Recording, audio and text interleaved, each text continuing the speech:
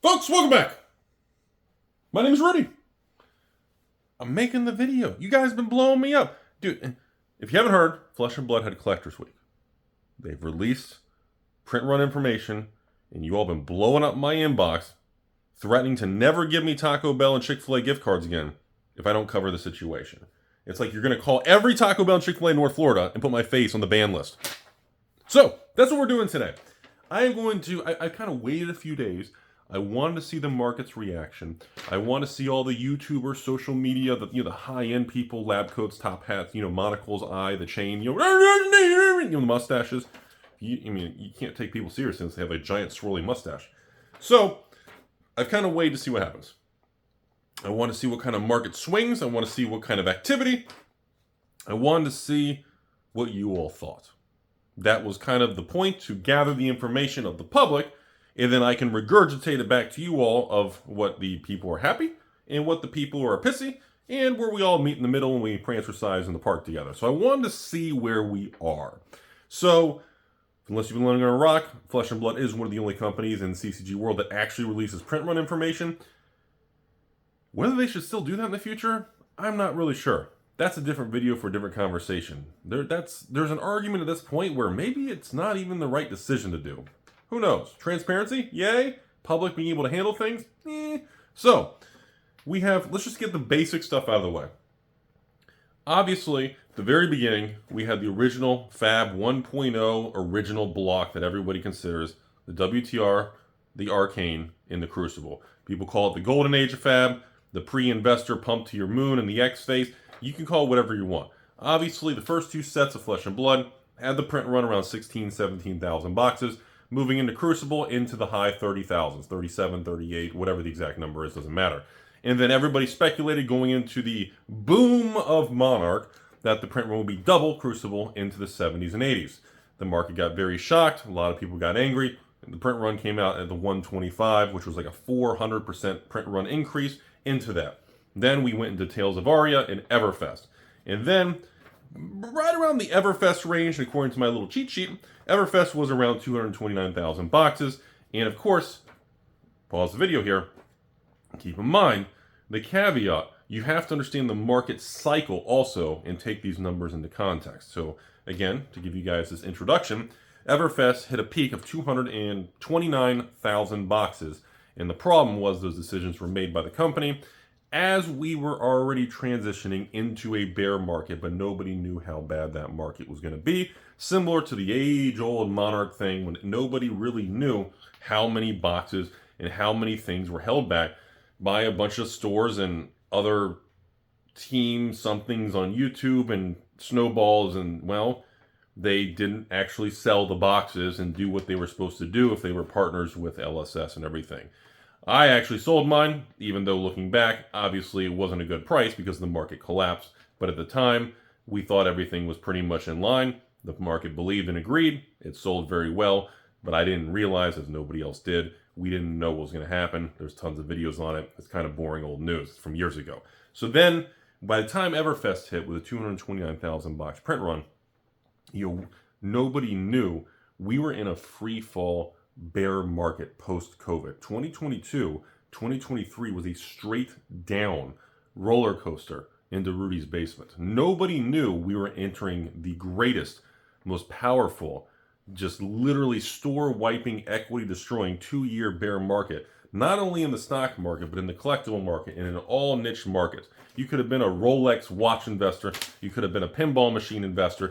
You could have been an art investor. You could have been a CCG investor. You could have been a video game investor. There's my video game investment. There's my whole collection. And, you could have been into anything, and everything experienced similar repricing. So by the time Everfest hit at 229,000 boxes, nobody knew how far we were going to drop. So again, we can't really judge specifically, because you have to remember that decision to print that quantity was probably done way before that, right? So then, after all the continuing collapsing, LSS moved forward with Fab 2.0, one of the most controversial decisions to remap the entire playground and kind of undo the original plan of Flesh and Blood and how it was designed for the last 10 plus years before the game even went public. So that brings us to today. Everybody caught up? Are we good? Come on, calm down, princess. Sit in the corner. free. I'll give you something. Okay, so today we have the release. Let me give you the data. So first thing, we have the release of the print run of Uprising. Uprising went to 212,000 boxes. Dynasty after that was dropped to 168. And then, of course, Outsiders came after that, and it was pretty much the same at 169. And, of course, Dusk Till Dawn was about the same again at 175,000. So, pretty much, the data shows that, yes, they realized the Everfest was the peak. And, unfortunately, the first set of Fab 2.0, I will give you all the start there. There's some interesting caveats and details that have not really been taken into context that we're going to have to discuss pretty soon here, because some of these numbers are not, the top line number doesn't quite represent the detailed breakdown when you apply more detail. So we need to go into that, especially when we kind of go from Uprising to Dynasty, and then Dynasty to Outsiders and Dusk Till Dawn. There's an interesting shift there. Even though the numbers look like the same quantity, they're actually nowhere near the same. And many patrons and some long-term people brought this to my attention, saying technically the print run reductions actually are not. See, everyone keeps saying, Rudy, why are they continuing to overprint? Dynasty, Outsiders, and Dusk Till Dawn, they did the same amount of boxes. They're all like 168, 169, 175,000, 169,000. And then other people said, hey, you know, Rudy, before you make the video on it, be aware, starting with Outsiders, they started printing in 5 languages. And that total number is divided between multiple languages. So the English production of some of these continue to decline. We'll get to that in a little bit. So first, let's start with public reaction. I've been kind of accumulating this stuff. And overall, we've got this typical split economy, split world. We've got the people who are happy and the people who are continuing to literally throw curse words, stick their head through the window, rip their ear off, mail it to me, eat their own eyeball, and just be very angry. So we have the two camps, and I'm going to tell you what both sides are saying, and I'm going to let you guys just kind of have fun in the comment section and fucking do whatever you want. So first, Uprising. First Fab 2.0 set. Pretty much camp number 1, people said, what the fuck? How are these people still printing 212,000 boxes of the first Fab 2.0 set? This is insane. I thought the point of this was to revamp it and change it, blah, blah, blah. So you have a lot of people that cannot believe that they stayed over 200,000 boxes for the first 2.0 Fab set. Based on that, there's other people that continue in the same camp, category 1, are stating that specifically this is why the boxes are $60 barely selling on the open market, because there's infinite amounts that were overprinted. So now you have the other category of people saying this was the first set of Fab 2.0, and essentially they weren't sure. They cut the print run by 5% from Everfest, but there was no Everfest. Obviously, limited Everfest never happened, but there's no versions. It's just one version. Now remember, these are all English boxes, so it is literally the giant print run of just that.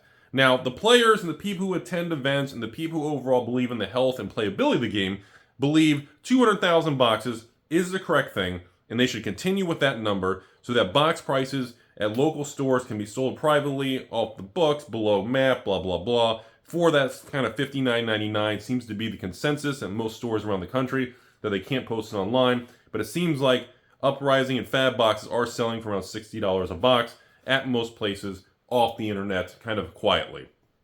That category, number 2, they are very happy with that. They think it allows everybody to buy a bunch of different decks. They think it pretty much makes the game extraordinarily kind of accessible and doesn't break the bank in an economy with high inflation and problems, and doesn't appear to be changing anytime soon. So that is the pretty much overall consensus, that everybody can be lumped in the typical 2 categories and hate each other kind of thing. My opinion of that, it's still, I kind of, Uprising is not a good barometer of the print run situation, because it was the first 2.0 set. There was a lot of guessing. Nobody really knew. The company didn't know. There was no way to really grasp how much you should do. And remember, coming off Everfest, this was still printed, this was a couple years ago.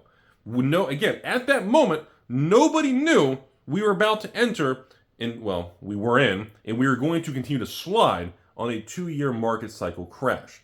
So when you take in the context that we are on a sliding down in the economy, inflation, gas prices, everything was skyrocketing in the summer of 2022. And that was kind of around this time. So when you factor that in, and the lead time when the decisions were made, I don't think the barometer of judgment should be used on the first set. So while you have the investors and collectors somewhere and kind of stating these things, I don't think this is a good template to use as what was right or wrong. Now, of course, the other side, category 2, there's a lot of people that just, want it to maintain that way. They should just print 200,000 boxes of every set and just let it be this way. Now, how you feel about that, you can duke it out in the comments. That's the first part of this video. Number 2, we go to Dynasty. Now, again, Dynasty is English only. So Dynasty did get cut. This one was actually a noticeable adjustment. So they went from 212,000 boxes to 168,000 boxes. So this is a solid, let's just call it an even 20% cut, okay? So that's a noticeable adjustment on cut the print runs kind of thing. Now you still have the same thing. Category 1, they're still printing over 100,000 boxes. They don't know what the fuck they're doing, blah, blah, blah. I'm still angry. I'm going to go outside and eat Taco Bell. You have category 2. This is where it's interesting. See, I think this is where I'm going to interject my opinion. This is where it gets complicated when you try to run the line down the middle and you try to appease everybody. You know what I'm saying? So think about this. Category 1, they said, well, fuck it. The box prices, they still print over 100,000 boxes. They don't know what they're doing. Taco Timmy for life. They're still upset. Now, the problem is, now category number 2, which is the players, people who want the cards accessible, cheap entry, all the people who go, pretty much to play the game of flesh and blood. Now they're getting angry because they're saying, whoa, whoa, whoa. You're cutting the quantity here. You're going to make it more difficult for me. So now, by cutting some from Uprising to Dynasty, now it feels like both categories of people are upset. And when I check messages, patron messages, comments, emails from all you lovely people out there, minus the inappropriate stuff, now it feels like with this data, when I was looking at it, now both categories seem upset. Now I found that interesting. That was something I didn't see coming. So think about it. Uprising, we had a situation where category 2 was happy, but people in category 1 were not. Dynasty hits Outsiders, and actually I guess Dusk Till Dawn, they're all the same. And now you have both sides of the coin unhappy because people feel like the collectors and investors and people with stores and LGSs, they feel, well, they're showing intent, but it's not enough for me to be happy. But then now category 2 shows, wait, I don't like this direction. This is making me nervous. So now you kind of, when you move kind of meet in the middle maybe, or I guess not in the middle, you kind of move 20%, it feels like both categories are more upset. So that's the vibe I got from all the messages. Quite fascinating. Now I have to go into something here. Now when we go into Outsiders and Dusk Till Dawn, the print run is pretty much identical. So pretty much all these sets, there is no further print run cuts. There is no print run increase. It's just the same thing. They're staying around 170,000 boxes for pretty much Dynasty, Outsiders, Dusk Till Dawn. Now, obviously, the next question people are going to say, well, Rudy, why should they even release print runs in the future? Because, if the print run's the same for 3 sets in a row, chances are, from Dusk Till Dawn forward, if you want to say the Bright Lights, Heavy Hitters, Misty, chances are the numbers are going to be the same, right? They feel like they hit that sweet spot. That is the going consensus right now, that people feel like it's not really going to be higher or lower moving forward. Because the line adjusted, and now it's just, you're seeing because usually, remember folks, one piece of data is just fairy dust. 2 pieces, you make a cute little line, you can draw a penis, you can make a firework, you can play the little line game in high school and everything. But now when you have 3 dots, you actually start to create an actual graphical trending line. 3 or more dots, you can actually kind of create a trend or the direction or a mindset or some sort of perspective because you're getting more and more data, which makes the line more and more detailed and more clear on someone's intentions. So now that, we've seen 3 sets in a row that are identical, the overall attitude from category 1, once again, usually the whales, collectors, investors, they're saying, well, this is clearly here to stay. We're not going to see further increases in print runs. We're not going to see decreases. This category people feel it's going to be exactly the same. Okay? And then you have the same, again, category P. Did I say category P for penis? Son of a bitch. Did I really? Did I say category P? Hashtag category P. Did I say that? So category number... This is a serious YouTube channel. If you guys think I'm messing around, I have a complaint department. I have every bathroom in my house has a sign that says HR. Human Resources is in the bathroom. If anybody needs to have an important conversation. So category number 2, you still have now the agitated player base of, well, they did adjust the numbers. They're trying to make my cards more expensive, and I love the game, but if it becomes more expensive, I don't know, I'm going to have to buy less or tap out. You have that typical kind of emotional response, that knee-jerk reaction. But overall, that's what I see happening from both sides. Now, let me throw in the Rudy opinion now. I need to add this because this was brought to my attention from patrons and long-term fab people. Starting with Outsiders and Dusk Till Dawn, that print run number that we just talked about, the 3 lines, the penis thing, and all that, is going sideways. It's kind of trending. There's no real movement, right? Kangaroo market. We're just going exactly the same. But starting with Outsiders and Dusk Till Dawn, that number is now being divided by 5 different languages. Now, again, if I misunderstood this, you guys can just blow me up in the comment section and say, Rudy, you're a moron, which most people already know that. Now, if the print run stays at 175,000, this is where it gets weird. So some people believe, at least in category 1, that the reason we went from 168,000 Dynasty boxes to 175 Dusk Till Dawn, in other words, we actually upticked 7,000 more boxes for other 10 pallets or whatever. Some people believe it's because of the additional languages that were added. Other people believe that actually the print run was continuing. The 3 dots that are sideways is actually not. It's very misleading. Technically, now again, if LSS wants to adjust Collector Center or actually give context, that's up to them. I'm just telling you all, this is the chatter on the street, and use whatever the fuck you want with it. I don't really care. But it seems like, at least from my attitude, that Outsiders Dusk Till Dawn may look the same, but if you do, English is the main version of printing. But now we have 4 other languages. So even if Flesh and Blood only prints 5,000 boxes of each of the other languages, a super small amount, that's fucking small. Well, 5,000 boxes times 4 other languages, that's 20,000 boxes. So technically, Dusk Till Dawn, even though, it's 175, Rudy, well, hold up, Buttercup. Hold up, Princess, okay? Technically, if you adjust that number for 4 other languages, even at 5,000 box for each language, which I think is really low, it should probably be like 10,000, but that drops the print run to about 150. If LSS does 10,000 boxes for 4 other languages, that's 40,000 boxes. So technically, the English print run, which is what everybody's paying attention to over here, would, for Dusk Till Dawn, instead of 175, would actually be down to like 135, be in the 130s. So now, if you talk about that, that's a whole other conversation that Category 1 is not giving enough credit for. That's also enough of a conversation that Category 2 is going to pretty much implode and turn into kind of a roll of cabbage and tumbleweeds and just roll down the street and say, well, a lot of tumbleweeds out today. I don't know the details. But if I had used common sense, if I'm going to print Flesh and Blood in 5 languages, I'm not going to take 4 other languages and just print 1 pallet of 600-800 boxes. I'm not going to do that.